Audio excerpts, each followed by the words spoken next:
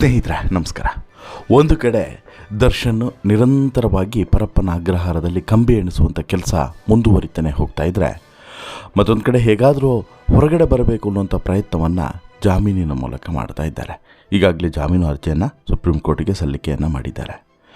ಇನ್ನೊಂದು ಭಾಗವಾಗಿ ಪತ್ನಿ ವಿಜಯಲಕ್ಷ್ಮಿ ದರ್ಶನ್ ಅವರು ಕೂಡ ಗಂಡನನ್ನು ಹೇಗಾದರೂ ಮಾಡಿ ಹೊರಗಡೆ ಕರೆತರಬೇಕು ಅನ್ನುವಂಥ ಪ್ರಯತ್ನವನ್ನು ಕೂಡ ಮಾಡ್ತಿದ್ದಾರೆ. ಆದರೆ ಈ ಪ್ರಕರಣದಲ್ಲಿ, ರೇಣುಕಸ್ವಾಮಿ ಪ್ರಕರಣದಲ್ಲಿ ದರ್ಶನ್ಗೆ ಸಂಕಷ್ಟದಿಂದ ಪರಿಹಾರ ಸಿಗುವಂಥ ಯಾವ ಲಕ್ಷಣವೂ ಕೂಡ ಕಾಣಿಸ್ತಿಲ್ಲ. ಸುಪ್ರೀಂ ಕೋರ್ಟ್ನಲ್ಲಿ ಜಾಮೀನು ರದ್ದಾಗಿ ದರ್ಶನ್ 2ನೇ ಬಾರಿ ಜೈಲು ಸೇರಿ 9 ತಿಂಗಳು ಕಳೆದಿದೆ. ಇತ್ತೀಚೆಗೆ ವಕೀಲರ ಮೂಲಕ ಸುಪ್ರೀಂ ಕೋರ್ಟ್ನಲ್ಲಿ ಮತ್ತೆ ಜಾಮೀನು ಅರ್ಜಿಯನ್ನು ಕೂಡ ಸಲ್ಲಿಸಿರುವಂತಹ ದರ್ಶನ್ ಅವರು ಈ ಬಾರಿ ಆದರೂ ನಾನು ಜಾಮೀನಿನ ಮೂಲಕ ಹೊರಗಡೆ ಬರ್ತೀನೇನೋ ಅನ್ನುವಂತಹ ಕುತೂಹಲದಲ್ಲಿ ಕಾಯ್ತಾ ಇದ್ದಾರೆ.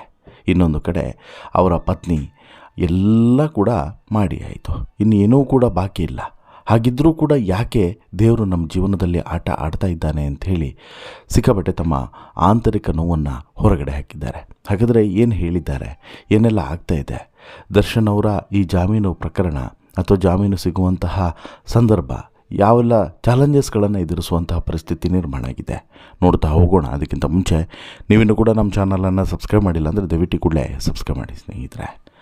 ಪತಿಯನ್ನು ಸಂಕಷ್ಟದಿಂದ ಪಾರು ಮಾಡೋದಕ್ಕೋಸ್ಕರ ಇಲ್ಲಿ ವಿಜಯಲಕ್ಷ್ಮಿ ಒಂದು ರೀತಿಯಲ್ಲಿ ಕಠಿಣ ವ್ರತವನ್ನು ಹಿಡಿದಂತಹ ಸೀತೆಯ ರೀತಿಯಲ್ಲೇ ನಿರಂತರವಾದಂಥ ಪ್ರಯತ್ನವನ್ನು ಮಾಡ್ತಾ ಇದ್ದಾರೆ. ಗಂಡ ಏನೇ ಮಾಡಿದ್ರೂ ಈ ಹಿಂದೆ ಅವೆಲ್ಲವನ್ನು ಕೂಡ ಮರೆತು ಈಗ ಗಂಡನಿಗೋಸ್ಕರ ತನ್ನ ಜೀವನವನ್ನೇ ತೇಯ್ತಾ ಇದ್ದಾರೆ. ಸಾಕಷ್ಟು ಸಂಕಷ್ಟಗಳ ನಡುವೆ ಸವಾಲುಗಳನ್ನು ಎದುರಿಸಿಕೊಂಡು ಗಂಡನನ್ನು ಹೊರಗಡೆ ತರುವಂತಹ ಪ್ರಯತ್ನವನ್ನು ವಿಜಯಲಕ್ಷ್ಮಿಯವರು ನಿರಂತರವಾಗಿ ಮಾಡ್ತಾ ಇದ್ದಾರೆ. ಆದರೆ ಅವರು ಮಾಡಿದಂಥ ಎಲ್ಲ ಪ್ರಯತ್ನಗಳು ವಿಫಲವಾಗ್ತಾ ಇದ್ದಾವೆ. ಆ ದೇವರ ಮೇಲೆ ಭಾರ ಹಾಕಿ ಕೂರುವಂಥ ಪರಿಸ್ಥಿತಿ ನಿರ್ಮಾಣ ಆಗಿದೆ. 2024ರಲ್ಲಿ ದರ್ಶನ್ ಜೈಲು ಸೇರಿದಾಗ ಪತ್ನಿ ವಿಜಯಲಕ್ಷ್ಮಿ ದೇವಸ್ಥಾನಗಳಿಗೆ ಸುತ್ತಾಡಿತು. ಅವರು ಹೋಗದಂಥ ದೇವಸ್ಥಾನಗಳೇ ಇಲ್ಲ ಅನಿಸುತ್ತೆ. ಮಾಡದಂಥ ಪೂಜೆ ಪುನಸ್ಕಾರಗಳೂ ಕೂಡ ಇಲ್ಲ. ಅವತ್ತು ಪೂಜೆ ಪುನಸ್ಕಾರಗಳನ್ನೆಲ್ಲವನ್ನು ಕೂಡ ಮಾಡಿ ಕಾನೂನು ಹೋರಾಟವನ್ನು ನಡೆಸಿ ಅದೆಲ್ಲದರ ಪ್ರತಿಫಲ ಎನ್ನುವಂತೆ ಹೈಕೋರ್ಟ್ನಲ್ಲಿ ಜಾಮೀನು ಕೂಡ ಮಂಜೂರಾಗಿತ್ತು. ಬಳ್ಳಾರಿ ಜೈಲಿನಿಂದ ಬಿಡುಗಡೆಯಾಗಿ 9 ತಿಂಗಳುಗಳ ಕಾಲ ಹೊರಗಡೆ ಇದ್ದಂಥ ದರ್ಶನ್ಗೆ ನಂತರ ಡೆವಿಲ್ ಚಿತ್ರೀಕರಣ ಮುಗಿಸುವಂಥ ಸಂದರ್ಭದಲ್ಲಿ ಮತ್ತೆ ಶಾಕ್ ಎದುರಾಯಿತು. ಈ ಚಿತ್ರೀಕರಣವೇ ಇವರ ಈ ಜಾಮೀನು ಜರ್ನಿಗೆ ಮುಳುವಾಯಿತು ಅಂತಲೂ ಕೂಡ ಹೇಳಬಹುದು. ಸುಪ್ರೀಂ ಕೋರ್ಟ್ನಲ್ಲಿ ಯಾವಾಗ ಜಾಮೀನು ರದ್ದಾಯಿತೋ ಅನಿವಾರ್ಯವಾಗಿ ಮತ್ತೆ ಜೈಲು ಸೇರುವಂಥ ಪರಿಸ್ಥಿತಿ ನಿರ್ಮಾಣ ಆಯಿತು. ಸುಪ್ರೀಂ ಕೋರ್ಟ್ ಆದೇಶ ಎಲ್ಲದಕ್ಕೂ ಕೂಡ ಬ್ರೇಕ್ ಆಗ್ತು.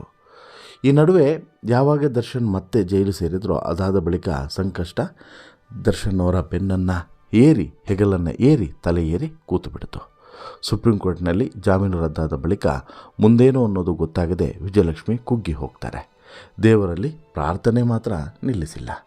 ದೇವರೇ ಎಲ್ಲದಕ್ಕೂ ಕೂಡ ಪರಿಹಾರವನ್ನು ಕೊಡಬೇಕು ಅಂತೇಳಿ ಕಾದು ಕೂತಿದ್ದಾರೆ. ಸದ್ಯ ಮೀಮ್ ವಿಡಿಯೋ ಶೇರ್ ಮಾಡಿ ದೇವರ ಮೇಲಿನ ಕೋಪವನ್ನು ಪರೋಕ್ಷವಾಗಿ ವಿಜಯಲಕ್ಷ್ಮಿ ವ್ಯಕ್ತಪಡಿಸಿದ್ದಾರೆ. ದೇವರ ಅಡ್ರೆಸ್ಸನ್ನು ಕಂಡುಹಿಡಿದು ಅವರಿಗೆ ಒಂದು ಆಂಡ್ರಾಯ್ಡ್ ಫೋನನ್ನು ಕೊಡಿಸೋಣ ಅಂತ ಹೇಳಿಬಿಟ್ಟು ನಾನು ಯೋಚನೆ ಮಾಡಿದ್ದೀನಿ.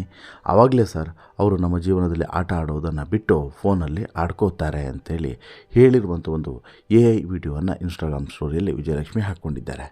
ಈ ಒಂದು ಸ್ಟೋರಿಯ ಹಿಂದೆ ಸಾಕಷ್ಟು ಬೇಸರದ ಭಾವನೆಗಳಿದ್ದಾವೆ ಅನ್ನೋದನ್ನು ನಾವಿಲ್ಲಿ ಅರ್ಥ ಮಾಡ್ಕೊಬೇಕು.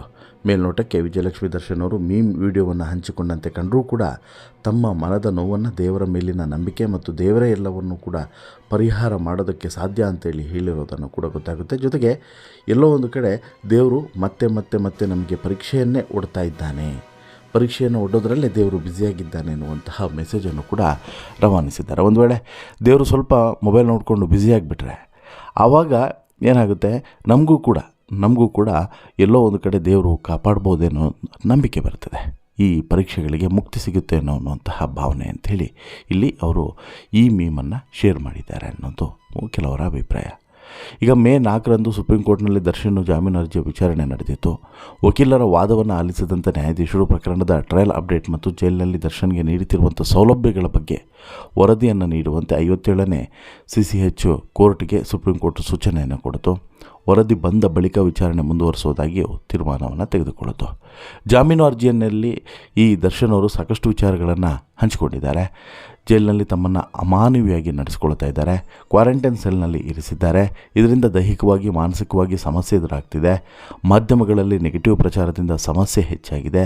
ಸಹ ಕೈದಿಗಳಿಂದ ನಿಂದನೆ ಪ್ರಚೋದನೆ ಕೂಡ ಹೆಚ್ಚಾಗ್ತಿದೆ.